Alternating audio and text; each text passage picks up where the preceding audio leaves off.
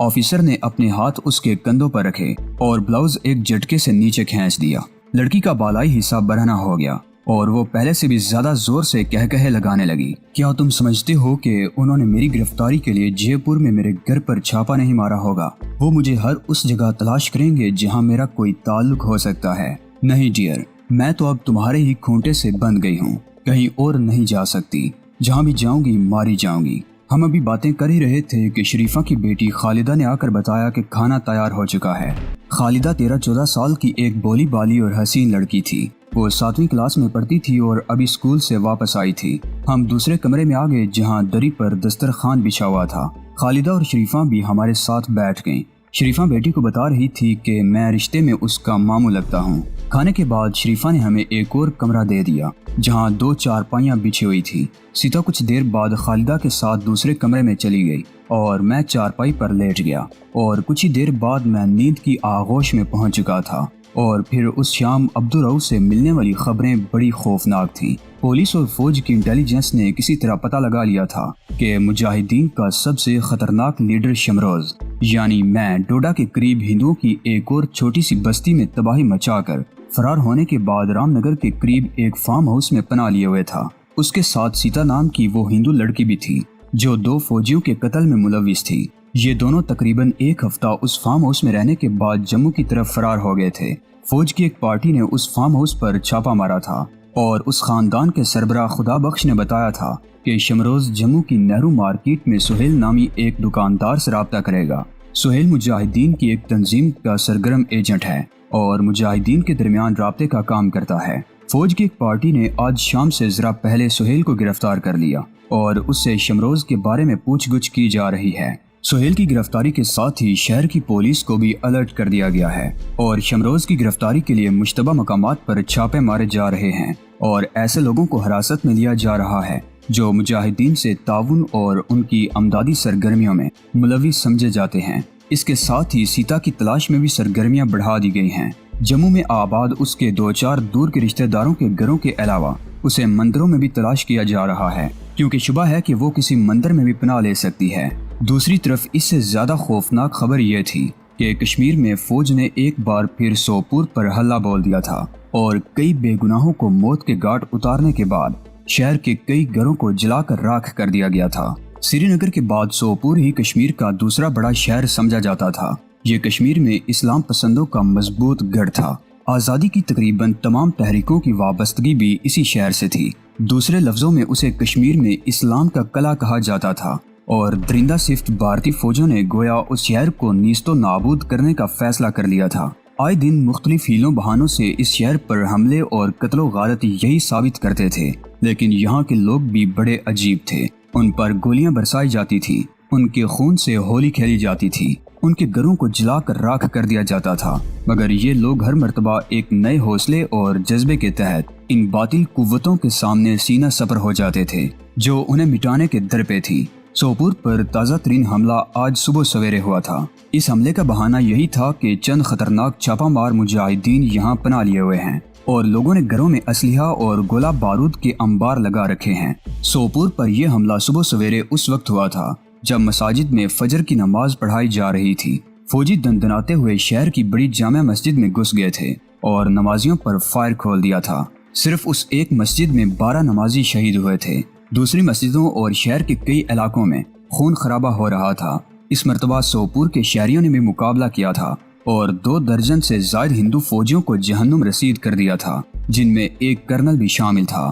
عبدالرؤف سے ملنے والی اطلاع کے مطابق فوج کی باری نفری نے سوپور کو گھیرے میں لے رکھا تھا اور سوپور کا پوری وادی سے رابطہ کٹا ہوا تھا۔ سوپور پر اس وحشیانہ کارروائی کی خبر پورے کشمیر اور جموں میں پھیل گئی تھی۔ ہر جگہ ہنگامے شروع ہو گئے تھے اور اگلے دن کے لیے ہڑتال کی کال دے دی گئی تھی۔ شام ہوتے ہی جموں میں ہنگامے شروع ہو گئے۔ یہ علاقہ گنجان آبادی اور تنگ گلیوں پر مشتمل تھا، اس لیے یہاں زیادہ گڑبڑ نہیں ہوئی تھی۔ لوگ گھروں میں بند ہو کر بیٹھ گئے تھے۔ البتہ شہر کی بڑی سڑکوں اور شاہراہوں پر شہر کے نوجوانوں اور پولیس میں پتھراؤ، لاٹھی چارج اور آنکھ مچولی ہو رہی تھی۔ میری حالت اس شیر کی سی تھی جسے پنجرے میں بند کر دیا گیا ہو۔ سوپور پر فوج کے حملے اور وہاں ہونے والی تباہی کی خبر نے مجھ پر لرزہ سا طاری کر دیا تھا۔ میں وہاں نہیں پہنچ سکتا تھا یہاں جس سے رابطے کی توقع تھی اسے بھی گرفتار کر لیا گیا تھا۔ میں نے عبدالرؤف سے کسی اور مجاہد تنظیم یا کسی ٹھکانے کے بارے میں کچھ پوچھنے کی کوشش کی تھی، مگر وہ اس سلسلے میں زیادہ کچھ نہیں جانتا تھا۔ مجاہدین کی مختلف تنظیموں کی سرگرمیوں کے بارے میں سنتا تو رہتا تھا، مگر وہ کسی کے ٹھکانے سے واقف نہیں تھا۔ ایک آدمی ہے جس کے ذریعے مجاہدین کی ایک تنظیم سے رابطہ کیا جا سکتا ہے، عبدالرؤف نے کہا۔ کون ہے وہ؟ کہاں ہے؟ میں نے جلدی سے پوچھا۔ وہ امر محل کے علاقے میں رہائش پذیر ہے، عبدالرؤف نے جواب دیا۔ امر محل شہر کے دوسری طرف دریا کوس کے قریب ہے اور اس وقت وہاں پہنچنا ممکن نہیں۔ کل صبح کوشش کی جا سکتی ہے۔ کل صبح تک تو پتہ نہیں کیا ہو جائے۔ میں ابھی اس سے ملنا چاہتا ہوں، مجھے امر محل کا راستہ سمجھا دو، میں اکیلا ہی چلا جاؤں گا۔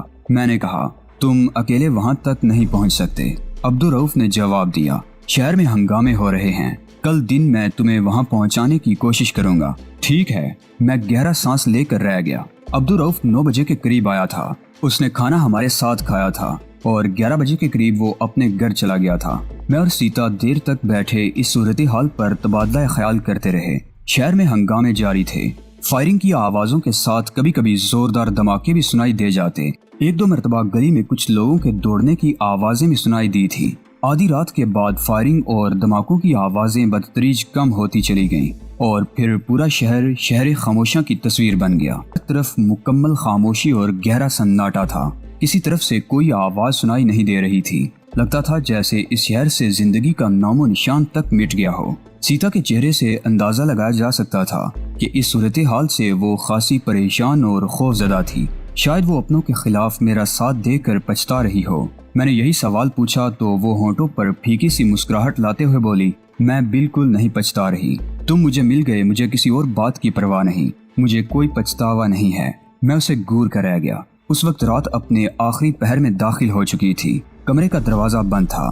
میں نے جب تمہیں بے ہوش اور زخمی حالت میں پہاڑوں میں پڑے ہوئے دیکھا تھا تو نہ جانے میرے دل میں یہ احساس کیوں جاگ اٹھا تھا کہ تم وہی ہو جس کی مجھے تلاش تھی۔ میری جوانی کے سپنوں کی تعمیر میں تمہیں اٹھا کر غار میں لے گئی۔ تمہاری ٹانگ پر زخم دیکھتے ہی مجھے یہ بھی پتا چل گیا کہ تم مسلمان مجاہد ہو، لیکن پریم دین دھرم اور ذات پات کو کب دیکھتا ہے۔ میں جانتی تھی پولیس یا فوج تمہاری تلاش میں ہوگی، لیکن میں نے تمہاری حفاظت اور مدد کرنے کا فیصلہ کر لیا اور اسی وقت یہ بھی فیصلہ کر لیا کہ تم اچھے ہو جاؤ گے تو تمہیں کہیں بہت دور لے جاؤں گی۔ اور پھر اتفاق سے ان 2 ہندو فوجیوں نے مجھے گھیر لیا۔ تم نے جس طرح ان سے میری عزت اور جان بچائی اس سے میں متاثر ہوئے بغیر نہ رہ سکی تھی۔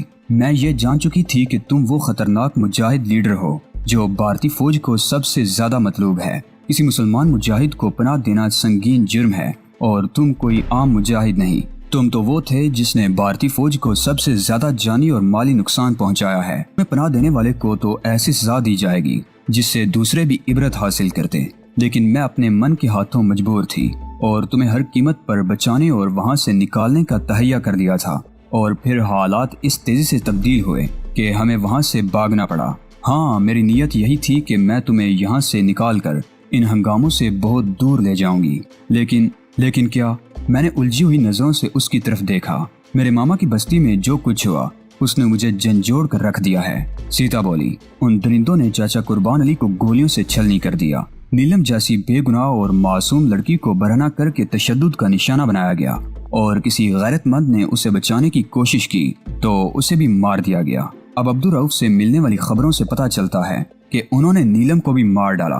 اور پھر سوپور میں آج صبح جو کچھ ہوا اور اب یہاں جو کچھ ہو رہا ہے اس کے پیش نظر میں نے اپنا ارادہ بدل دیا ہے۔ وہ چند لمحوں کو خاموش ہوئی، پھر بولی، میں تمہارے راستے کی رکاوٹ نہیں بنوں گی اور نہ ہی تمہارے پیروں کی بیڑیاں بن کر رہوں گی، بلکہ میں بھی قدم بقدم تمہارے ساتھ رہوں گی، انگوری کی طرح۔ سیتا کی سچائی نے مجھے بے حد متاثر کیا۔ ٹھیک ہے، میں نے گہرا سانس لیتے ہوئے جواب دیا، تمہاری سچائی اور تمہارے فیصلہ سے مجھے خوشی ہوئی۔ بہرحال اگلا قدم ہم صورتحال کے تحت ہی اٹھائیں گے۔ سیتا کے چہرے پر طمانینت سی آ گئی۔ وہ میرے بازو پر سر رکھ کر لیٹ گئی۔ کچھ دیر بعد وہ نیند کی آغوش میں پہنچ گئی تو میں نے بڑی آہستگی سے اپنے آپ کو اس سے الگ کیا اور دوسری چارپائی پر لیٹ گیا۔ ہم صبح 6 بجے عبدالرؤف کے ساتھ نکلے تھے۔ میں نے سیتا کو منع کیا تھا کہ وہ یہیں رہ کر میرا انتظار کرے، مگر وہ کسی طرح نہیں مانی اور میرے ساتھ جانے کو تیار ہو گئی۔ اس وقت سڑکوں پر سناٹا تھا، اکا دکا لوگوں کی پیدل آمد و رفت تھی۔ موٹر سائیکل یا سائیکل پر کوئی دودھ والا سڑک پر سے گزر جاتا یا کبھی کوئی گاڑی بھی نظر آ جاتی۔ البتہ سڑک کے ہر موڑ پر پولیس والے بڑی تعداد میں نظر آ رہے تھے۔ ہر پولیس پارٹی کے ساتھ ہندو فوجی بھی تھے۔ جگہ جگہ پولیس اور فوج کی گاڑیاں بھی نظر آ رہی تھی۔ کل آدھی رات تک شہر میں ہنگامے جاری رہے تھے اور توقع تھی کہ کچھ دیر بعد پھر ہنگامے شروع ہو جائیں گے، جن سے نمٹنے کے لیے پولیس اور فوج نے پورا بندوبست کر رکھا تھا۔ ہمیں راستے میں 2-3 جگہ روکا گیا۔ عبدالرؤف کی درویشانہ شخصیت ہر جگہ ہمارے کام آئی۔ اس نے مجھے اپنا بیٹا اور سیتا کو اپنی بہو ظاہر کیا اور اس طرح ہم پولیس والوں کی کڑی پوچھ تاچھ سے بچتے رہے۔ دریائے کوس کے قریب امر محل بہت خوبصورت عمارت تھی۔ اس کا ڈیزائن ایک راجہ کی فرمائش پر ایک فرانسیسی آرکیٹیکٹ نے تیار کیا تھا۔ نہ وہ راجہ رہا تھا نہ آرکیٹیکٹ، لیکن یہ محل اپنی جگہ پر موجود تھا اور بلا شبہ اسے جموں کی خوبصورت ترین عمارت ہونے کا اعزاز حاصل تھا۔ آج کل یہاں میوزیم قائم ہے جس میں لائبریری کے علاوہ آرٹ کے بہترین شاہکار جمع ہیں۔ اس طرف رہائشی بنگلے ہی تھے۔ عبدالرؤف ہمیں ایک بنگلے میں لے گیا جہاں ہماری ملاقات پرویز نامی ایک ایسے شخص سے ہوئی جو اناج کا بیوپاری تھا۔ میرا اور سیتا کا تعارف ہونے پر وہ چونک گیا۔ ہم نے ناشتہ وہیں کیا۔ اس کے 1 گھنٹے بعد عبدالرؤف واپس چلا گیا۔ اس روز شہر میں ہنگامے تو ہوئے تھے مگر زیادہ زور نہیں پکڑ سکے تھے۔ شام کا اندھیرا پھیلنے کے 1 گھنٹے بعد پرویز ہمیں لے کر بنگلے سے روانہ ہو گیا۔ ہم مختلف راستوں پر ہوتے ہوئے دریا کی طرف نکل گئے۔ چٹانوں میں ایک جگہ دریا کے کنارے 2 آدمی ڈونگے یعنی کشتی پر ہمارے منتظر تھے۔ اس معمولی سی کشتی پر تیز رفتار دریا پار کرنا خطرے سے خالی نہیں تھا، مگر وہ دونوں آدمی ماہر ملاح تھے۔ وہ بڑی مہارت سے رات کی تاریکی میں ڈونگے کو تیز و تند لہروں پر کھینچتے ہوئے دوسرے کنارے تک لے گئے۔ توی کے دوسرے کنارے باہو کلا کا ہیولہ ہمارے سامنے تھا۔ سنگلاخ چٹانوں کو کاٹ کر بنایا گیا یہ قلعہ جموں کی قدیم ترین یادگار سمجھا جاتا تھا۔ پرویز ہمیں قلعہ کے دوسری طرف ایک اور کھنڈر نما عمارت میں لے گیا۔ یہاں ہماری ملاقات ایک مقامی مزاحمتی تحریک کے لیڈر عبدالرحمان سے ہوئی۔ پرویز ہمیں وہاں چھوڑ کر واپس چلا گیا۔ عبدالرحمان میرا نام سن کر ہی متاثر ہو گیا تھا، البتہ سیتا کے نام پر وہ کچھ چیب عجبی ہوا تھا۔ اس کی تم فکر مت کرو، یہ بھارتی فوج کے لیے دوسری انگوری ثابت ہوگی۔ میں نے رحمان کو سیتا کے بارے میں سب کچھ بتا کر مطمئن کر دیا۔ عبدالرحمان کے ساتھ اس کھنڈر میں 4 لڑکے اور تھے اور وہ کسی خاص چھاپہ مار کارروائی کا منصوبہ بنا رہے تھے اور کل صبح اپنے کچھ اور ساتھیوں کا بھی انتظار تھا۔ مجھے اپنے درمیان پا کر عبدالرحمان اور اس کے ساتھی بہت خوش ہو رہے تھے۔ عبدالرحمان نے وہ منصوبہ میرے سامنے رکھ دیا۔ میں چونکے بغیر نہیں رہ سکا۔ منصوبہ گرچہ بے حد خوفناک تھا مگر اس پر عمل کر کے بھارتی فوج پر ایک کاری ضرب لگائی جا سکتی تھی۔ اب اس پارٹی کی قیادت تم کرو گے کمانڈر شمروز، عبدالرحمان نے کہا اور پھر تفصیل سے اس جگہ کے بارے میں بتانے لگا جہاں یہ کارروائی کی جانے والی تھی۔ صبح 10 بجے تک عبدالرحمان کے دوسرے ساتھی بھی پہنچ گئے۔ اس طرح ہماری کل تعداد 14 ہو گئی تھی۔ 1 گھنٹے بعد ہم لوگ کھنڈروں سے نکل کر دریائے کوس کے متوازی پہاڑوں کی طرف چل پڑے۔ سیتا میرے ساتھ ساتھ چل رہی تھی اور ہم دبے لفظوں میں اس منصوبے کے بارے میں تبادلہ خیال کرتے جا رہے تھے۔ عبدالرحمان کا منصوبہ واقعی بڑا خوفناک تھا۔ جموں شہر سے کئی میل دور پہاڑیوں میں گری ہوئی جھیل مانسر اس خطے کے لوگوں کے لیے قدرت کا حسین تحفہ تھی۔ اس جھیل کے اطراف کی پہاڑیوں میں 3-4 قدیم مندر تھے جن کی یاترا کے لیے ہندو دور دور سے آتے تھے۔ جھیل کے جنوبی ساحل پر ایک خوبصورت ٹورسٹ بنگلہ تھا۔ عبدالرحمان کے کہنے کے مطابق بھارتی فوج کے کچھ اعلیٰ افسران آج رات اس ٹورسٹ بنگلے میں جشن منانے والے تھے۔ یہ جشن ہر مہینے کی پہلی اتوار کی شب منایا جاتا تھا جس میں راگ رنگ اور عیاشی کا ہر سامان موجود ہوتا تھا۔ عبدالرحمان نے بہت سوچ سمجھ کر اس منصوبے کی پلاننگ کی تھی اور اس کی قیادت میرے سپرد کر دی تھی، اور رحمان کی اطلاع کے مطابق آج رات تو جموں کا کور کمانڈر بھی اس محفل میں شریک ہونے والا تھا، اور میں سوچ رہا تھا کہ اگر یہ منصوبہ کامیاب ہو گیا تو کم از کم اس خطے میں بھارتی فوج کی کمر ٹوٹ جائے گی اور کچھ عرصہ تک ان کی سرگرمیاں محدود ہو جائیں گی۔ ہم دن بھر تپتے ہوئے بنجر پہاڑوں میں سفر کرتے رہے۔ دوپہر کو ایک چھوٹی سی ندی کے پاس رک گئے۔ یہ واحد ندی تھی جو ہمارے راستے میں آئی تھی۔ کانٹے دار سوکھی ہوئی جھاڑیوں اور کیکٹس کے پودے باکثرت تھے اور کسی قسم کا سبزہ ان پہاڑیوں پر نہیں تھا۔ صبح کھنڈروں میں آنے والے عبدالرحمان کے ساتھی کچھ کھانے پینے کی اشیاء ساتھ لے آئے تھے جن میں بلے ہوئے کابلی چنے بھی تھے۔ ندی کے کنارے پر بیٹھے تو عبدالرحمان نے وہ سب چیزیں تمام ساتھیوں میں بانٹ دی تاکہ اپنی مرضی کے مطابق استعمال کرتے رہیں۔ تقریباً 1 گھنٹہ وہاں آرام کرنے کے بعد ہم آگے روانہ ہو گئے اور سورج غروب ہونے سے پہلے جھیل مانسر کے جنوب میں واقع پہاڑی پر پہنچ گئے۔ آگے جانا خطرناک تھا۔ عبدالرحمان مجھے ایک طرف لے گیا اور ایک چٹان کے پاس جھاڑیوں میں لیٹ کر مجھے ایک بار پھر بریف کرنے لگا۔ بہت خوبصورت منظر تھا۔ کشمیر سے نکلنے کے بعد میں نے پہلی مرتبہ ایسی حسین جگہ دیکھی تھی۔